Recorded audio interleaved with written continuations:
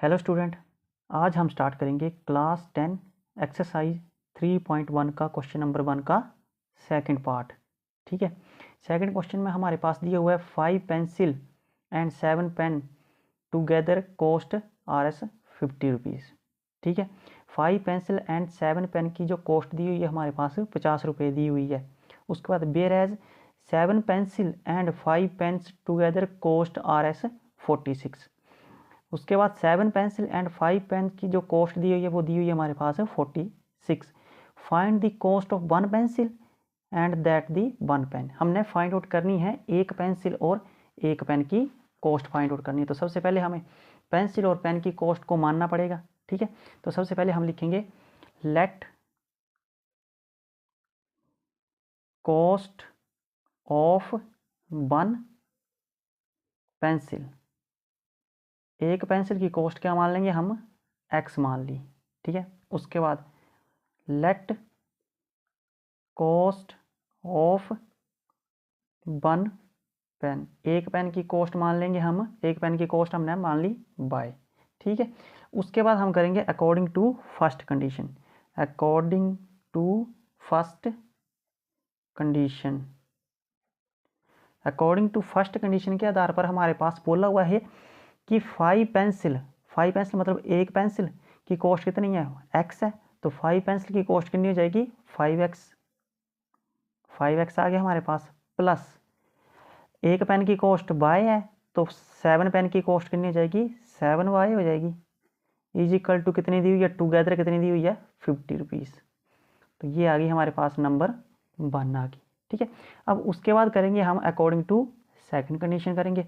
According to second condition, according to second condition करेंगे। Second condition में हमारे पास क्या दिया हुआ है, सेकंड कंडीशन में हमारे पास दिया हुआ है 7 पेंसिल एंड 5 पेन। तो क्या हो जाएगा हमारे पास 7 pencil plus 5 pen is equal to किसके बराबर है आपके पास, 46 रुपीज़ के बराबर है। तो ये कितना हो जाएगा, 46। ये नंबर 2 आ जाएगी। ठीक है, तो हम नंबर 1 इक्वेशन से और नंबर 2 इक्वेशन से टेबल के थ्रू के हम x और y के पॉइंट फाइंड आउट करेंगे, जिससे हमें ग्राफिकली रिप्रेजेंट करेंगे।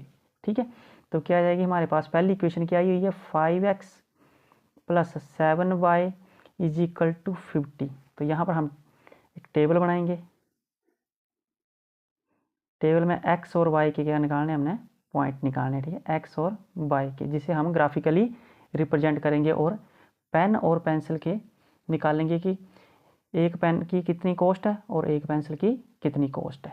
तो सबसे पहले मान लो हमने x की वैल्यू, y की वैल्यू 0 मान ली। ठीक है, अगर y की वैल्यू हम 0 मान लेते हैं, अगर y की वैल्यू 0 मान ली तो 5x प्लस 7 इंटू 0 मान ली इज इक्वल टू 50 आएगा। 7 को 0 से मल्टीप्लाई करेंगे 0 आएगा। किसी भी नंबर को 0 से मल्टीप्लाई करते हैं 0 ही आता है। तो क्या आ गया आपके पास, 5x इज इक्वल टू 50 आ गया। 5x से मल्टीप्लाई हो रहा है, उस साइड जाके किसका हो जाएगा, डिवाइड का। x is equal to 50 upon 5, 5 10 का 50। तो x की कितनी वैल्यू कितनी आ गई, 10। तो x कितना आ गया आपके पास, 10 आ गया। ठीक है, दूसरी बार मान लो हमने y की वैल्यू क्या मान ली, हमने 0.5 मान ली, कोई भी टर्म मान सकते हैं हम। ठीक है, दूसरी बार y की वैल्यू क्या मान ली हमने, 5 मान ली। तो क्या आ जाएगा आपके पास, 5x plus 7 into 5 is equal to 50 आ गया। 5x प्लस 7 5 का 35 इज इक्वल टू 50 आ गया। उसके बाद 35 प्लस का हो जाएगा, किसका हो जाएगा, माइनस का हो जाएगा। तो 50 माइनस 35 आ गया आपके पास।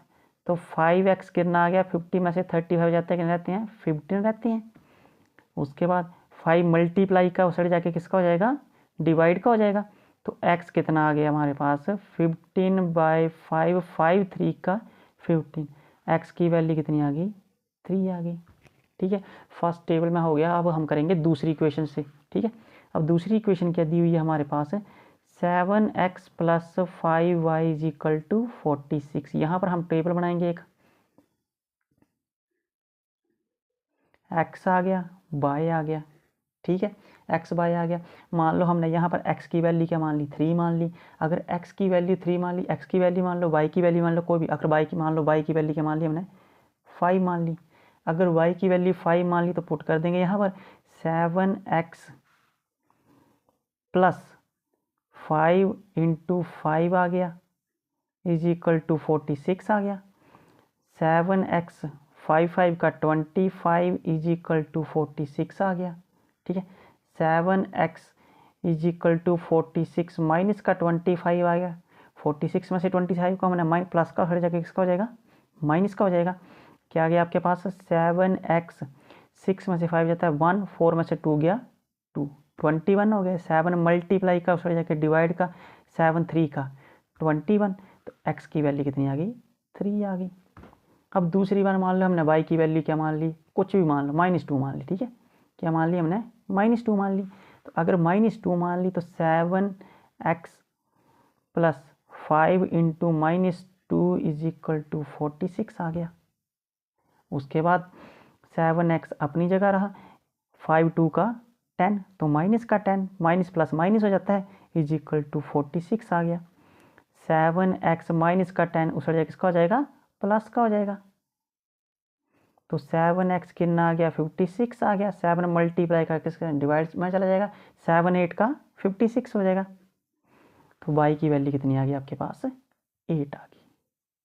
ठीक है, ये दोनों टेबल अब हम इनको हम ग्राफ में रिप्रेजेंट करके पेन और पेंसिल की क्या निकालेंगे, वैल्यू फाइंड आउट करेंगे कि एक पेन की कॉस्ट कितनी है और एक पेंसिल की कॉस्ट कितनी है।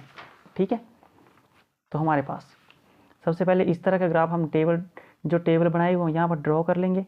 ठीक है, तो अब हम ग्राफ में रिप्रेजेंट करेंगे। ठीक है, ग्राफ में रिप्रेजेंट करने के लिए पहले x की वैल्यू 10 है और y की वैल्यू 0 है। तो देखो ये ओरिजिन होता है 0 से 2 4 2, मैंने यहाँ पर 2 4 6 लिया हुआ है, 2 2 का गैप डाला हुआ है। 1 1 का भी हो सकता है 1 2 3, बट 1 1 में थोड़ा लंबा हो जाएगा ग्राफ। ठीक है, तो 2 2 का भी गैप था, मतलब इसके और इसके बीच में 1 है, यहाँ पर 1 है। ठीक है, यहाँ पर 2 है, यहाँ पर 3 है, यहाँ पर 4 है, यहाँ पर 5 6 7 8। ठीक है, 1 1 का गैप। ठीक है, तो कितना आ गया हमारे पास x की वैल्यू 10, तो x की वैल्यू 10 यहाँ पर है और y की वैल्यू 0, तो y की वैल्यू 0 कहाँ यहाँ पर है। तो ये और ये पॉइंट हो जाएंगे हमारे पास। ठीक है, जिसमें x की वैल्यू 10 और y की वैल्यू 0 आ गई। दूसरी बार जिसमें x की वैल्यू 3 दी हुई है और y की वैल्यू 5 दी हुई है। x की वैल्यू कितनी दी हुई है 3 और y की वैल्यू कितनी दी हुई है 5 दी हुई है। तो कितना आ जाएगा हमारे पास x की वैल्यू 3, 2 और 4 के बीच में होगा 3, तो बिल्कुल सेंटर में 3 यहाँ पर आएगा।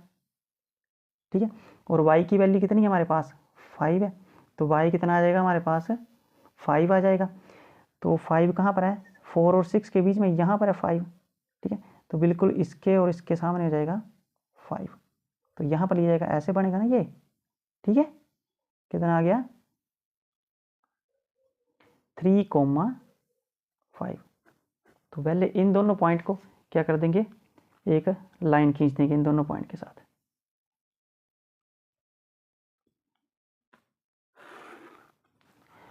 अब हम दूसरे टेबल को ड्रॉ करेंगे। दूसरे टेबल में क्या वैल्यू होती है, तो 3 x की वैल्यू 3, y की वैल्यू 5। x की वैल्यू आपके पास कितनी आ गई 3 आ गई, यहीं पर होगी x की वैल्यू 3, और y की वैल्यू कितनी होगी 5 होगी। x की वैल्यू 3 और y की वैल्यू 5, तो इसी पॉइंट पर होगी x की वैल्यू 3 और y की वैल्यू 5। ठीक है, यही हो गया। और दूसरी टर्म क्या आ गई 8 और 2। ठीक है, तो 8 और 2 आ गया, x की वैल्यू 8 और y की वैल्यू -2, तो -2 यहाँ पर है, तो ये और ये होगा। तो इस और इस लाइन को, कि एक लाइन इसी में आई है, तो इस और इसको जोड़ देंगे हम, तो कितना आ गया आपके पास है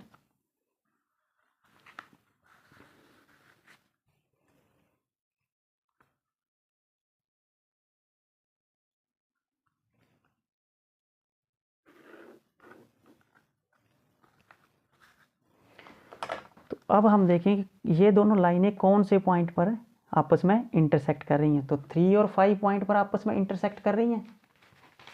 जहाँ पर इंटरसेक्ट करेंगी लाइन, तो मतलब है जिस पॉइंट पर ये लाइनें दोनों जो हैं इंटरसेक्ट करेंगे, तो हमारे पेन और पेंसिल की उतनी वैल्यू आएगी। ठीक है, तो हमारे पास x की वैल्यू 3 है, तो हमने x किसको मानना हुआ था, पेंसिल को x मानना हुआ, तो क्या लिख देंगे हम, cost of 1 pencil is equal to कितना आ जाएगा, 3 आ जाएगा। उसके बाद कॉस्ट ऑफ 1 पेन की कॉस्ट कितनी आ जाएगी, 5 आ जाएगी।